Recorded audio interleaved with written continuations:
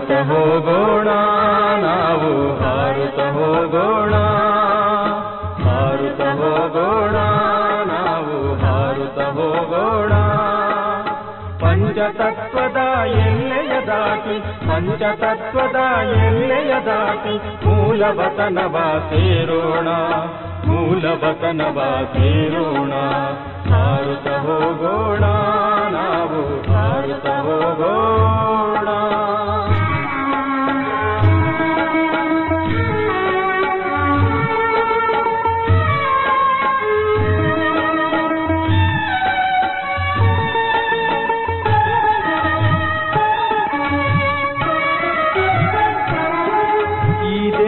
ಸ್ಮೃತಿ ಬಿಟ್ಟು ದೇಹದಾರಿಯ ಸ್ಮೃತಿ ಬಿಟ್ಟು, ಈ ದೇಹದ ಸ್ಮೃತಿ ಬಿಟ್ಟು ದೇಹದಾರಿಯ ಸ್ಮೃತಿ ಬಿಟ್ಟು, ಈ ಪತಿತ ಹಳೆಯದಾದ ಪ್ರಪಂಚದ ಸ್ಮೃತಿ ಬಿಟ್ಟು, ಈ ಪತಿತ ಹಳೆಯದಾದ ಪ್ರಪಂಚದ ಸ್ಮೃತಿ ಬಿಟ್ಟು, ದೂರ ದೂರದ ಗಗನವ ದಾಟಿ ಎತ್ತರೆತ್ತರಕ್ಕೆ ಹಾರೋಣ, ದೂರ ದೂರದ ಗಗನವ ದಾಟಿ ಎತ್ತರೆತ್ತರಕ್ಕೆ ಹಾರೋಣ. ಹಾರುತ್ತ ಹೋಗೋಣ ನಾವು ಹಾರುತ್ತ ಹೋಗೋಣ, ಹಾರುತ್ತ ಹೋಗೋಣ ನಾವು ಹಾರುತ್ತ ಹೋಗೋಣ.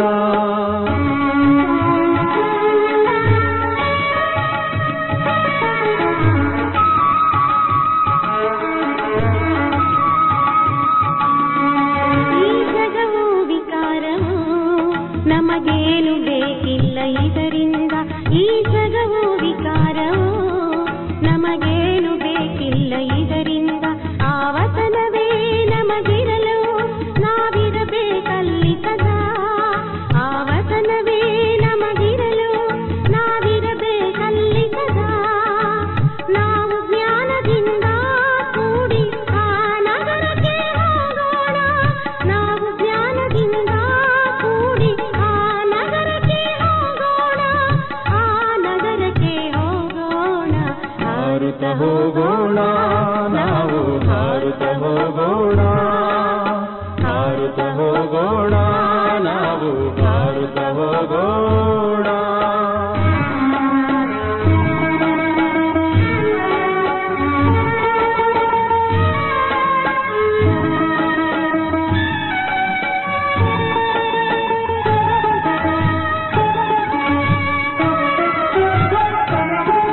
ಆವತನದಿ ಕುಳಿತಿಹರು ಅವ್ಯಕ್ತ ಪಿತಾಮಹರು, ಆವತನದಿ ಕುಳಿತಿಹರು ಅವ್ಯಕ್ತ ಪಿತಾಮಹರು, ಕಾಯುತ್ತಲಿಹರು ಅವರಿಂದು ಮನೆಗೀಗ ಕರೆದೊಯ್ಯಲು, ಕಾಯುತ್ತಲಿಹರು ಅವರಿಂದು ಮನೆಗೀಗ ಕರೆದೊಯ್ಯಲು. ನಿರಾಕಾರಿಗಳು ಆಗೋಣ ಶಾಂತಿಧಾಮವ ಸೇರೋಣ, ನಿರಾಕಾರಿಗಳು ಆಗೋಣ ಶಾಂತಿಧಾಮವ ಸೇರೋಣ. ಹಾರುತ್ತ ಹೋಗೋಣ ನಾವು ಹಾರುತ್ತ ಹೋಗೋಣ, ಹಾರುತ್ತ ಹೋಗೋಣ ನಾವು ಹಾರುತ್ತ ಹೋಗೋಣ. ಪಂಚತತ್ವದ ಎಲ್ಲೆಯ ದಾಟಿ, ಪಂಚತತ್ವದ ಎಲ್ಲೆಯ ದಾಟಿ ಮೂಲವತನವ ಸೇರೋಣ, ಮೂಲವತನವ ಸೇರೋಣ. ಹಾರುತ್ತ ಹೋಗೋಣ ನಾವು ಹಾರುತ್ತ ಹೋಗೋಣ, ಹಾರುತ್ತ ಹೋಗೋಣ ನಾವು ಹಾರುತ್ತ ಹೋಗೋಣ.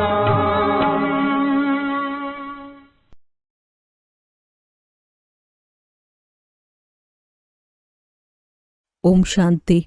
ಇಂದಿನ ದಿನಾಂಕ 30/4/2026. ಪ್ರಾರ್ಥ ಮುರುಳಿ ಬಾಪ್ತಾದ ಮಧುಬನ. ಮಧುರ ಮಕ್ಕಳೇ, ನಿಮ್ಮದು ಇದು ಅದ್ಭುತವಾದ ವಿಶ್ವವಿದ್ಯಾಲಯವಾಗಿದೆ. ಇದರಲ್ಲಿ ಹಾಳಾಗಿರುವುದನ್ನು ಸರಿಪಡಿಸುವಂತಹ ಭೋಲಾನಾಥ ತಂದೆಯು ಶಿಕ್ಷಕನಾಗಿ ಓದಿಸುತ್ತಾರೆ. ಪ್ರಶ್ನೆ: ಈ ಅಂತಿಮ ಸಮಯದಲ್ಲಿ ನೀವು ಮಕ್ಕಳು ಎಲ್ಲರಿಗೆ ಯಾವ ಲಕ್ಷ್ಯವನ್ನು ಕೊಡುತ್ತೀರಿ? ಉತ್ತರ: ಏ ಆತ್ಮರೇ, ಈಗ ಪಾವನರಾಗಿರಿ. ಪಾವನರಾಗದೆ ಹಿಂತಿರುಗಿ ಹೋಗಲು ಸಾಧ್ಯವಿಲ್ಲ. ಅರ್ಧಕಲ್ಪದ ಯಾವ ರೋಗವು ಅಂಟಿದೆಯೋ ಅದರಿಂದ ಮುಕ್ತರಾಗಲು ನೀವು ಎಲ್ಲರನ್ನೂ 7 ದಿನಗಳ ಬಟ್ಟಿಯಲ್ಲಿ ಕುಳ್ಳರಿಸುತ್ತೀರಿ. ಪತಿತರ ಸಂಘದಿಂದ ದೂರವಿರಬೇಕು. ಯಾವುದೇ ನೆನಪು ಬರಬಾರದು. ಆಗ ಬುದ್ಧಿಯಲ್ಲಿ ಸ್ವಲ್ಪ ಜ್ಞಾನದ ಧಾರಣೆಯಾಗುವುದು. ಗೀತೆ: ನೀನು ರಾತ್ರಿಯನ್ನು ನಿದ್ರಿಸುತ್ತಾ ಕಳೆದೆ, ದಿನವನ್ನು ತಿನ್ನುತ್ತಾ ಕಳೆದೆ. ಓಂ ಶಾಂತಿ. ಇದನ್ನು ಮಕ್ಕಳಿಗೆ ಯಾರು ಹೇಳಿದರು? ಏಕೆಂದರೆ ಶಾಲೆಯಲ್ಲಿ ಕುಳಿತಿದ್ದೀರಿ ಅಂದ ಮೇಲೆ ಅವಶ್ಯವಾಗಿ ಶಿಕ್ಷಕರು ಹೇಳಿದ್ದರು.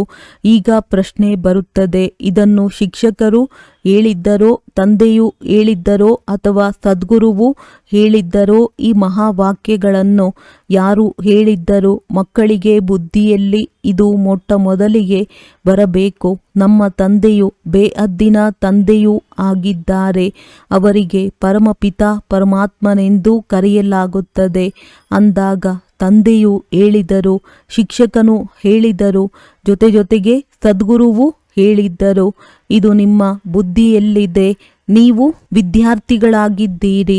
ಅನ್ಯ ಶಾಲಾ ಕಾಲೇಜುಗಳಲ್ಲಿ ಶಿಕ್ಷಕರು ಓದಿಸುತ್ತಾರೆ. ಅವರಿಗೆ ತಂದೆ ಅಥವಾ ಗುರುವೆಂದು ಹೇಳುವುದಿಲ್ಲ. ಇದು ಪಾಠಶಾಲೆಯಾಗಿದೆ. ಇದಕ್ಕೆ ಯೂನಿವರ್ಸಿಟಿ ಎಂದಾದರೂ ಹೇಳಿ ಅಥವಾ ಕಾಲೇಜು ಎಂದಾದರೂ ಹೇಳಿ, ಅಂತೂ ವಿದ್ಯೆಯಲ್ಲವೇ? ಮೊಟ್ಟ ಮೊದಲು ಇದನ್ನು ತಿಳಿದುಕೊಳ್ಳಬೇಕಾಗಿದೆ. ಪಾಠಶಾಲೆಯಲ್ಲಿ ನಮಗೆ ಯಾರು ಓದಿಸುತ್ತಾರೆ? ಮಕ್ಕಳಿಗೆ ತಿಳಿದಿದೆ, ಆ ನಿರಾಕಾರನು ಎಲ್ಲ ಆತ್ಮರ ತಂದೆಯಾಗಿದ್ದಾರೆ, ಸರ್ವರ ಸದ್ಗತಿದಾತನಾಗಿದ್ದಾರೆ. ಅವರೇ ನಮಗೆ ಓದಿಸುತ್ತಿದ್ದಾರೆ. ಈ ಇಡೀ ರಚನೆಯು ಆ ಒಬ್ಬ ರಚಯಿತನ ಆಸ್ತಿಯಾಗಿದೆ. ಅಂದಾಗ ತಾವೇ ಕುಳಿತು ರಚನೆಯ ಆದಿ ಮಧ್ಯ ಅಂತ್ಯದ ರಹಸ್ಯವನ್ನು ತಿಳಿಸುತ್ತಾರೆ. ನೀವು ಮಕ್ಕಳು ತಂದೆಯ ಬಳಿ ಜನ್ಮ ಪಡೆದಿದ್ದೀರಿ. ನೀವು ಬುದ್ಧಿಯಿಂದ ತಿಳಿದುಕೊಂಡಿದ್ದೀರಿ. ಅವರು ನಾವೆಲ್ಲ ಆತ್ಮರ ತಂದೆಯಾಗಿದ್ದಾರೆ. ಅವರಿಗೆ ಜ್ಞಾನಸಾಗರ ಜ್ಞಾನಪೂರ್ಣನೆಂದು ಹೇಳಲಾಗುತ್ತದೆ. ಜ್ಞಾನಸಾಗರ ಪತಿತ ಪಾವನನಾಗಿದ್ದಾರೆ. ಜ್ಞಾನದಿಂದಲೇ ಸದ್ಗತಿಯಾಗುತ್ತದೆ. ಮನುಷ್ಯರು ಪತಿತರಿಂದ ಪಾವನರಾಗುತ್ತಾರೆ. ಈಗ ನೀವು ಮಕ್ಕಳು ಇಲ್ಲಿ ಕುಳಿತಿದ್ದೀರಿ. ಮತ್ಯಾವುದೇ ಶಾಲೆಯಲ್ಲಿ ನಮಗೆ ಜ್ಞಾನಸಾಗರ ನಿರಾಕಾರ ತಂದೆಯು ಓದಿಸುತ್ತಿದ್ದಾರೆಂದು ಯಾರಿಗೂ ಬುದ್ಧಿಯಲ್ಲಿರುವುದಿಲ್ಲ. ಇದನ್ನು ಇಲ್ಲಿಯೇ ನೀವು ತಿಳಿದುಕೊಂಡಿದ್ದೀರಿ. ನಿಮಗೆ ತಿಳಿಸಲಾಗುತ್ತದೆ. ವಿಶೇಷವಾಗಿ ಭಾರತ ಮತ್ತು ಇಡೀ ಪ್ರಪಂಚದಲ್ಲಿ ನಮಗೆ ನಿರಾಕಾರ ಪರಮಾತ್ಮನು ಓದಿಸುತ್ತಾರೆಂದು ಯಾರು ತಿಳಿದುಕೊಳ್ಳುವುದಿಲ್ಲ.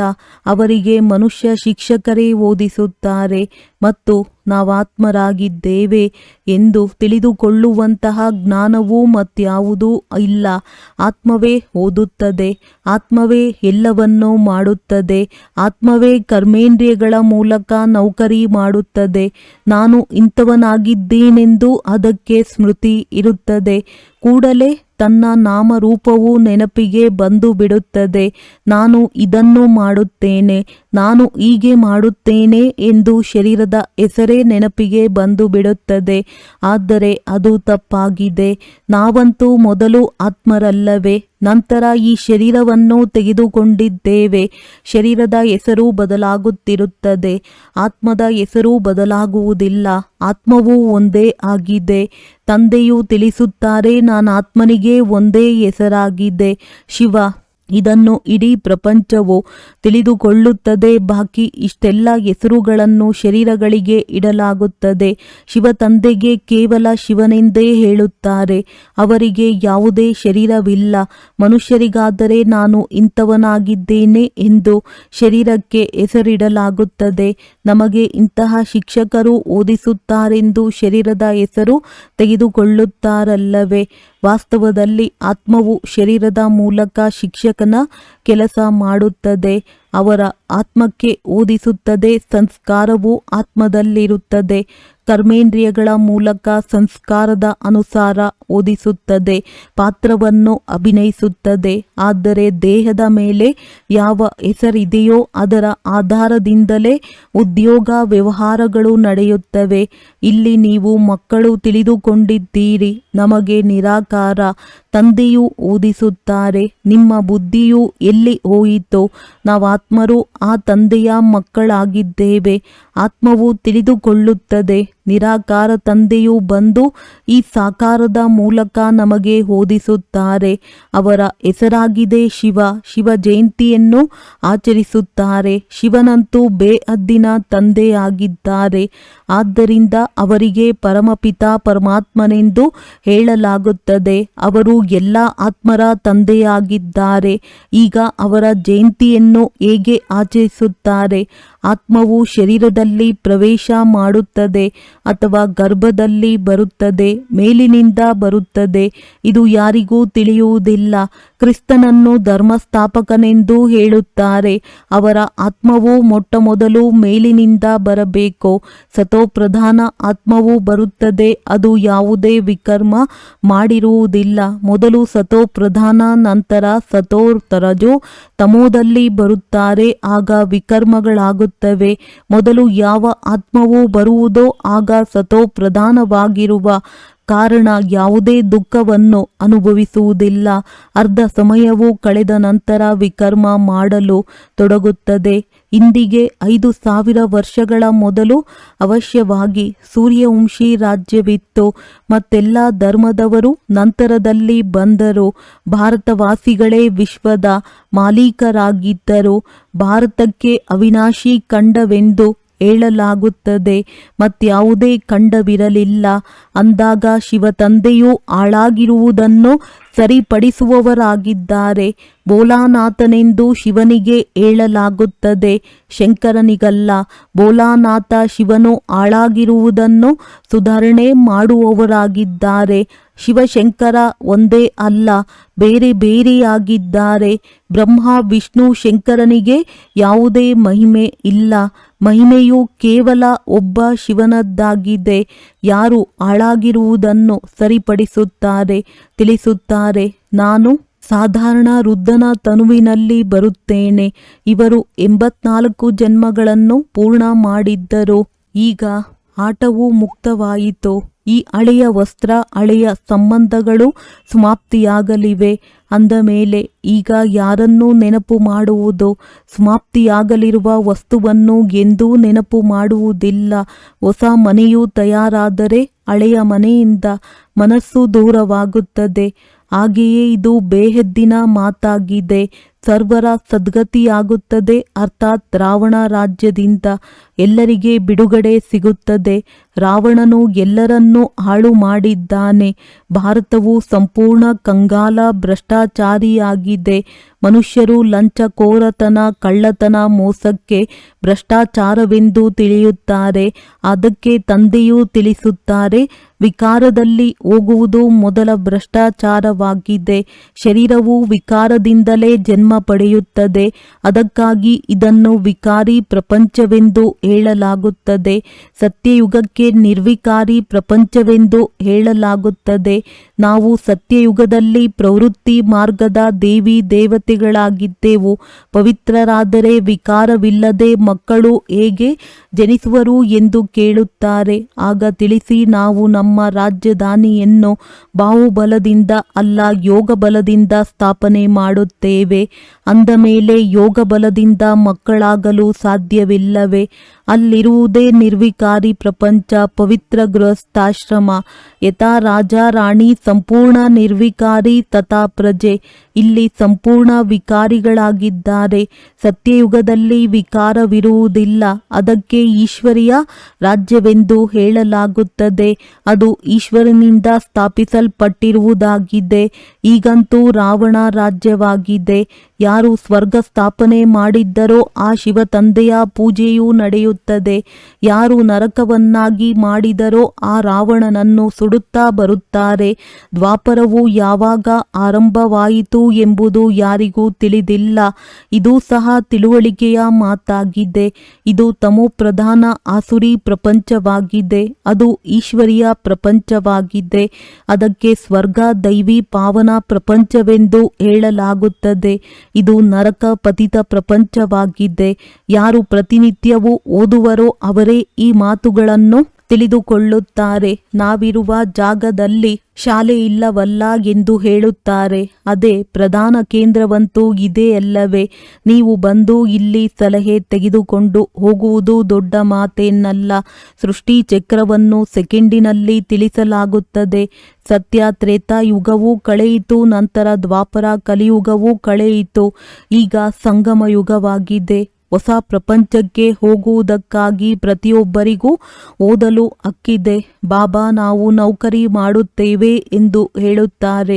ಅದಕ್ಕೆ ತಂದೆಯೂ ತಿಳಿಸುತ್ತಾರೆ, ಒಳ್ಳೆಯದು, 1 ವಾರದವರೆಗೆ ಜ್ಞಾನವನ್ನು ತಿಳಿದುಕೊಂಡು ಮತ್ತೆ ಎಲ್ಲಿಯಾದರೂ ಹೋಗಿ ಅಲ್ಲಿಯೇ ಮುರುಳಿ ಸಿಗುತ್ತಿರುವುದು. ಮೊದಲು 7 ದಿನಗಳವರೆಗೆ ಬಟ್ಟಿಯಲ್ಲಿ ಅವಶ್ಯವಾಗಿ ಇರಬೇಕಾಗಿದೆ. ಬಲೆ 7 ದಿನಗಳ ಕಾಲ ಬರುತ್ತಾರೆ, ಆದರೆ ಎಲ್ಲರ ಬುದ್ಧಿಯೂ ಒಂದೇ ರೀತಿ ಇರುವುದಿಲ್ಲ.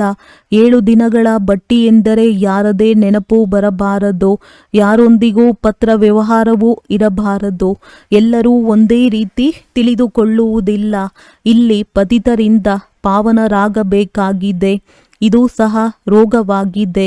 ಮನುಷ್ಯರು ಅರ್ಧಕಲ್ಪದ ಮಹಾರೋಗಿಯಾಗಿದ್ದಾರೆ. ಅವರಿಗೆ ಪ್ರತ್ಯೇಕವಾಗಿ ಕೂರಿಸಬೇಕಾಗುತ್ತದೆ. ಯಾರದೇ ಸಂಘ ಇರಬಾರದು. ಅವರನ್ನು ಹೊರಗಡೆ ಕಳುಹಿಸಿದರೆ ಅಂತಿಂತಹ ಪದಾರ್ಥಗಳನ್ನು ತಿನ್ನುತ್ತಾರೆ. ಪತಿತರ ಕೈಯಿಂದ ತಿನ್ನುತ್ತಾರೆ. ಸತ್ಯಯುಗದಲ್ಲಿ ದೇವತೆಗಳು ಪಾವನರಿರುತ್ತಾರಲ್ಲವೇ? ಅದಕ್ಕಾಗಿ ನೋಡಿ ಅವರ ಮಂದಿರಗಳನ್ನು ವಿಶೇಷವಾಗಿ ಕಟ್ಟಿಸುತ್ತಾರೆ. ದೇವತೆಗಳನ್ನು ಪತಿತರು ಸ್ಪರ್ಶಿಸುವುದಕ್ಕೂ ಸಾಧ್ಯವಿಲ್ಲ. ಈ ಸಮಯದಲ್ಲಂತೂ ಮನುಷ್ಯರು ಸಂಪೂರ್ಣ ಪತಿತ ಭ್ರಷ್ಟಾಚಾರಿಗಳಾಗಿದ್ದಾರೆ. ಶರೀರವು ವಿಕಾರದಿಂದಲೇ ಜನ್ಮ ಪಡೆಯುತ್ತದೆ. ಆದ್ದರಿಂದ ಭ್ರಷ್ಟಾಚಾರಿಗಳೆಂದು ಹೇಳಲಾಗುತ್ತದೆ. ಸನ್ಯಾಸಿಗಳ ಶರೀರವೂ ಸಹ ವಿಕಾರದಿಂದಲೇ ಆಗಿದೆ. ತಂದೆಯು ತಿಳಿಸುತ್ತಾರೆ, ಮೊಟ್ಟ ಮೊದಲು ಆತ್ಮವು ಪವಿತ್ರವಾಗಬೇಕಾಗಿದೆ, ನಂತರ ಶರೀರವು ಪವಿತ್ರವಾದುದೇ ಬೇಕು. ಆದುದರಿಂದ ಹಳೆಯ ಅಪವಿತ್ರ ಶರೀರಗಳೆಲ್ಲವೂ ವಿನಾಶವಾಗಲಿದೆ. ಎಲ್ಲರೂ ಹಿಂತಿರುಗಿ ಹೋಗಬೇಕಾಗಿದೆ. ಇದು ಅಂತಿಮ ಸಮಯವಾಗಿದೆ. ಎಲ್ಲರೂ ಪವಿತ್ರರಾಗಿ ಹಿಂತಿರುಗಿ ಹೋಗಬೇಕಾಗಿದೆ. ಭಾರತದಲ್ಲಿಯೇ ಹೋಲಿಯನ್ನಾಚರಿಸುತ್ತಾರೆ. ಇಲ್ಲಿ ಪಂಚತತ್ವಗಳ ಶರೀರವು ತಮೋಪ್ರಧಾನವಾಗಿದೆ. ಸತ್ಯಯುಗದಲ್ಲಿ ಶರೀರವೂ ಸಹ ಸತೋಪ್ರಧಾನವಾಗಿರುತ್ತದೆ. ಶ್ರೀಕೃಷ್ಣನ ಚಿತ್ರವಿದೆಯಲ್ಲವೇ?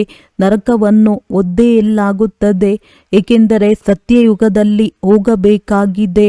ಶವವನ್ನು ಸಹ ಸ್ಮಶಾನಕ್ಕೆ ತೆಗೆದುಕೊಂಡು ಹೋಗುವಾಗ ಮೊದಲು ಮುಖವನ್ನು ನಗರದ ಕಡೆ, ಕಾಲನ್ನು ಸ್ಮಶಾನದ ಕಡೆ ತಿರುಗಿಸುತ್ತಾರೆ. ನಂತರ ಸ್ಮಶಾನದಲ್ಲಿ ಪ್ರವೇಶಿಸುವಾಗ ಮುಖವನ್ನು ಸ್ಮಶಾನದ ಕಡೆ ಮಾಡುತ್ತಾರೆ.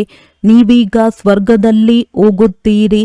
ಆದ್ದರಿಂದ ನಿಮ್ಮ ಮುಖವು ಸ್ವರ್ಗದ ಕಡೆ ಇದೆ, ಕಾಲು ದುಃಖಧಾಮದ ಕಡೆ ಇದೆ. ಅದಂತೂ ಶವದ ಮಾತಾಗಿದೆ. ಇಲ್ಲಿ ನೀವು ಪುರುಷಾರ್ಥ ಮಾಡಬೇಕಾಗಿದೆ. ಮಧುರ ಮನೆಯನ್ನು ನೆನಪು ಮಾಡುತ್ತಾ ಮಾಡುತ್ತಾ ನೀವಾತ್ಮರು ಮಧುರ ಮನೆಗೆ ಹೊರಟು ಹೋಗುತ್ತೀರಿ. ಇದು ಬುದ್ಧಿಯ ಅಭ್ಯಾಸವಾಗಿದೆ. ತಂದೆಯು ಕುಳಿತು ಇದೆಲ್ಲ ರಹಸ್ಯವನ್ನು ತಿಳಿಸುತ್ತಾರೆ. ನಿಮಗೆ ತಿಳಿದಿದೆ, ನಾವಾತ್ಮರು ಈಗ ಮನೆಗೆ ಹೋಗಬೇಕಾಗಿದೆ. ಇದು ಹಳೆಯ ವಸ್ತ್ರ, ಹಳೆಯ ಪ್ರಪಂಚವಾಗಿದೆ. ಈಗ ನಾಟಕವು ಮುಕ್ತಾಯವಾಯಿತು. ಎಂದರೆ 84 ಜನ್ಮಗಳ ಪಾತ್ರವನ್ನು ಅಭಿನಯಿಸಿದೆವು. ತಂದೆಯು ಇದನ್ನು ತಿಳಿಸಿದ್ದಾರೆ. ಎಲ್ಲರೂ 84 ಜನ್ಮಗಳನ್ನು ತೆಗೆದುಕೊಳ್ಳುವುದಿಲ್ಲ. ಯಾರು ಅನ್ಯ ಧರ್ಮಗಳಲ್ಲಿ ಕೊನೆಯಲ್ಲಿ ಬರುವರೋ ಅವರಿಗೆ ಅವಶ್ಯವಾಗಿ ಕಡಿಮೆ ಜನ್ಮಗಳಿರುತ್ತವೆ. ಇಸ್ಲಾಮಿಗಳಿಗಿಂತಲೂ ಬೌದ್ಧಿಯರ ಜನ್ಮಗಳು ಇನ್ನೂ ಕಡಿಮೆ. ಅವರಿಗಿಂತಲೂ ಕ್ರಿಶ್ಚಿಯನರದ್ದು ಕಡಿಮೆ ಜನ್ಮಗಳಾಗಿವೆ. ಗುರುನಾನಕರು ಸಿಖ್ಖರಂತೂ ಈಗೀಗ ಬಂದಿದ್ದಾರೆ. ಗುರುನಾನಕರು ಬಂದು 500 ವರ್ಷಗಳಾಯಿತು.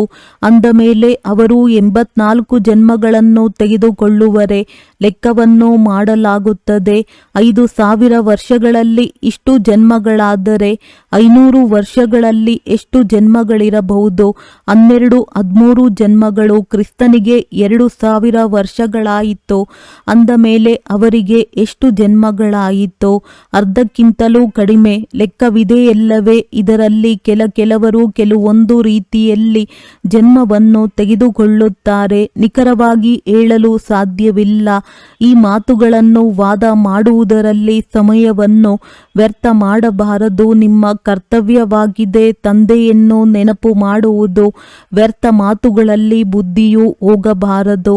ತಂದೆಯೊಂದಿಗೆ ಬುದ್ಧಿಯೋಗವನ್ನು ಇಡಬೇಕು. ಚಕ್ರವರ್ತಿಯನ್ನು ಅರ್ಥ ಮಾಡಿಕೊಳ್ಳಬೇಕಾಗಿದೆ. ಆದರೆ ನೆನಪಿನಿಂದಲೇ ಪಾಪ ನಾಶವಾಗುತ್ತದೆ. ಇದರಲ್ಲಿಯೇ ಪರಿಶ್ರಮವಿದೆ. ಆದ್ದರಿಂದ ಭಾರತದ ಪ್ರಾಚೀನ ಯೋಗವೆಂದು ಹೇಳುತ್ತಾರೆ. ಇದನ್ನು ತಂದೆಯೇ ಕಲಿಸುತ್ತಾರೆ. ಸತ್ಯ ತ್ರೇತಾಯುಗದಲ್ಲಿ ಯೋಗದ ಮಾತೇ ಇರುವುದಿಲ್ಲ. ಮತ್ತೆ ಭಕ್ತಿ ಮಾರ್ಗದಲ್ಲಿ ಹಠಯೋಗವು ಪ್ರಾರಂಭವಾಗುತ್ತದೆ. ಇದು ಸಹಜ ರಾಜಯೋಗವಾಗಿದೆ. ತಂದೆಯು ತಿಳಿಸುತ್ತಾರೆ, ನನ್ನನ್ನು ನೆನಪು ಮಾಡುವುದರಿಂದ ಪಾವನರಾಗುತ್ತೀರಿ. ಮೂಲ ಮಾತು ನೆನಪಿನದ್ದಾಗಿದೆ. ಯಾವುದೇ ಪಾಪ ಮಾಡಬಾರದು. ದೇವಿ ದೇವತೆಗಳ ಮಂದಿರಗಳಿವೆ, ಏಕೆಂದರೆ ಅವರು ಪಾವನರಾಗಿದ್ದಾರೆ. ಪೂಜಾರಿಗಳು ಪತಿತರಾಗಿದ್ದಾರೆ. ಪಾವನ ದೇವತೆಗಳಿಗೆ ಸ್ನಾನ ಇತ್ಯಾದಿಗಳನ್ನು ಮಾಡಿಸುತ್ತಾರೆ. ವಾಸ್ತವದಲ್ಲಿ ದೇವತೆಗಳಿಗೆ ಪತಿತರ ಕೈ ತಗುಲಬಾರದು. ಇವೆಲ್ಲವೂ ಭಕ್ತಿ ಮಾರ್ಗದ ರೀತಿ ನೀತಿಯಾಗಿದೆ. ಈಗಂತೂ ನಾವು ಪಾವನರಾಗುತ್ತಿದ್ದೇವೆ. ಪಾವನರಾಗಿ ಬಿಟ್ಟರೆ ನಂತರ ದೇವತೆಗಳಾಗುತ್ತೀರಿ. ಅಲ್ಲಂತೂ ಪೂಜೆ ಇತ್ಯಾದಿಗಳ ಅವಶ್ಯಕತೆ ಇರುವುದಿಲ್ಲ. ಸರ್ವರ ಸದ್ಗತಿದಾತನು ಒಬ್ಬ ತಂದೆಯಾಗಿದ್ದಾರೆ. ಅವರಿಗೆ ಭೋಲಾನಾಥನೆಂದು ಹೇಳುತ್ತಾರೆ. ನಾನು ಪತಿತ ಪ್ರಪಂಚ ಪತಿತ ಶರೀರದಲ್ಲಿ ಹಳೆಯ ರಾವಣ ರಾಜ್ಯದಲ್ಲಿ ಬರುತ್ತೇನೆ. ನಾನು ಯಾರದೇ ತನುವಿನಲ್ಲಿ ಪ್ರವೇಶ ಮಾಡಿ ಮುರುಳಿಯನ್ನು ನುಡಿಸಬಲ್ಲೆನು. ಆದರೆ ಇದರ ಅರ್ಥ ನಾನು ಸರ್ವವ್ಯಾಪಿ ಎಂದಲ್ಲ. ಪ್ರತಿಯೊಬ್ಬರಲ್ಲಿ ತಮ್ಮ ತಮ್ಮ ಆತ್ಮವಿದೆ. ಫಾರ್ಮ್ನಲ್ಲಿಯೂ ನಿಮ್ಮ ತಂದೆಯು ಯಾರು ಎಂಬುದನ್ನು ಬರೆಸಲಾಗುತ್ತದೆ. ಆದರೆ ತಿಳಿದುಕೊಳ್ಳುವುದಿಲ್ಲ. ಆತ್ಮಗಳ ತಂದೆಯಂತೂ ಒಬ್ಬರೇ ಇರುವರು. ಆದರೆ ನಾವು ಸಹೋದರರಾಗಿದ್ದೇವೆ. ತಂದೆಯು ಒಬ್ಬರೇ ಇದ್ದಾರೆ. ಅವರಿಂದ ಜೀವನ್ ಮುಕ್ತಿಯ ಆಸ್ತಿಯೂ ಸಿಗುತ್ತದೆ. ಅವರೇ ಮುಕ್ತಿದಾತ ಮಾರ್ಗದರ್ಶಕನಾಗಿದ್ದಾರೆ. ಎಲ್ಲ ಆತ್ಮರನ್ನು ಮಧುರ ಮನೆಗೆ ಕರೆದುಕೊಂಡು ಹೋಗುತ್ತಾರೆ. ಆದ್ದರಿಂದ ಹಳೆಯ ಪ್ರಪಂಚದ ವಿನಾಶವಾಗುತ್ತದೆ. ಅಂದರೆ ಹೋಲಿಕಾ ಆಗುತ್ತದೆ. ಎಲ್ಲವೇ ಶರೀರಗಳೆಲ್ಲವೂ ಸಮಾಪ್ತಿಯಾಗುತ್ತದೆ. ಬಾಕಿ ಆತ್ಮಗಳೆಲ್ಲರೂ ಹಿಂತಿರುಗಿ ಹೋಗುವರು. ಸತ್ಯಯುಗದಲ್ಲಿ ಕೆಲವರೇ ಇರುತ್ತಾರೆ. ಅಂದ ಮೇಲೆ ತಿಳಿದುಕೊಳ್ಳಬೇಕು, ಸ್ವರ್ಗದ ಸ್ಥಾಪನೆಯನ್ನು ಯಾರು ಮಾಡಿಸುತ್ತಾರೆ, ಕಲಿಯುಗದ ವಿನಾಶವನ್ನು ಯಾರು ಮಾಡಿಸುತ್ತಾರೆ. ಇದನ್ನು ಸ್ಪಷ್ಟವಾಗಿ ಬರೆಯಲಾಗಿದೆ. ಪ್ರೀತಿ ಮಾಡಿದರೆ ಪ್ರೀತಿ ಸಿಗುವುದು ಎಂದು ಹೇಳುತ್ತಾರೆ. ತಂದೆಯು ತಿಳಿಸುತ್ತಾರೆ, ಯಾರು ನನ್ನ ಅರ್ಥವಾಗಿ ಮನುಷ್ಯರನ್ನು ದೇವತೆಗಳನ್ನಾಗಿ ಮಾಡುವ ಬಹಳ ಸೇವೆ ಮಾಡುವರೋ ಅವರು ನನಗೆ ಹೆಚ್ಚು ಪ್ರಿಯರೆನಿಸುತ್ತಾರೆ. ಯಾರು ಪುರುಷಾರ್ಥ ಮಾಡುವರೋ ಅವರೇ ಶ್ರೇಷ್ಠ ಪದವಿಯನ್ನು ಪಡೆಯುತ್ತಾರೆ. ಆತ್ಮಗಳು ಪರಮಾತ್ಮ ತಂದೆಯಿಂದ ಆಸ್ತಿಯನ್ನು ಪಡೆಯಬೇಕಾಗಿದೆ. ಆತ್ಮ ಅಭಿಮಾನಿಯಾಗಬೇಕಾಗಿದೆ. ಕೆಲವರು ಬಹಳ ತಪ್ಪುಗಳನ್ನು ಮಾಡುತ್ತಾರೆ. ಹಳೆಯ ಹವ್ಯಾಸಗಳು ಪಕ್ಕಾ ಆಗಿಬಿಟ್ಟಿದೆ. ಆದ್ದರಿಂದ ಎಷ್ಟಾದರೂ ತಿಳಿಸಿ ಅವು ಬಿಟ್ಟು ಹೋಗುವುದೇ ಇಲ್ಲ. ಅದರಿಂದ ತಮ್ಮದೇ ಪದವಿಯನ್ನು ನಷ್ಟ ಮಾಡಿಕೊಳ್ಳುತ್ತಾರೆ. ಒಳ್ಳೆಯದು. ಮಧುರಾತಿ ಮಧುರ ಅಗಲಿ ಹೋಗಿ ಮರಳಿ ಸಿಕ್ಕಿರುವ ಮಕ್ಕಳ ಪ್ರತಿ ಮಾತ್ಪಿತಾ ಬಾಪ್ದಾದಾರವರ ನೆನಪು, ಪ್ರೀತಿ ಹಾಗೂ ಸುಪ್ರಭಾತ. ಆತ್ಮಿಕ ಮಕ್ಕಳಿಗೆ ಆತ್ಮಿಕ ತಂದೆಯ ನಮಸ್ತೆ.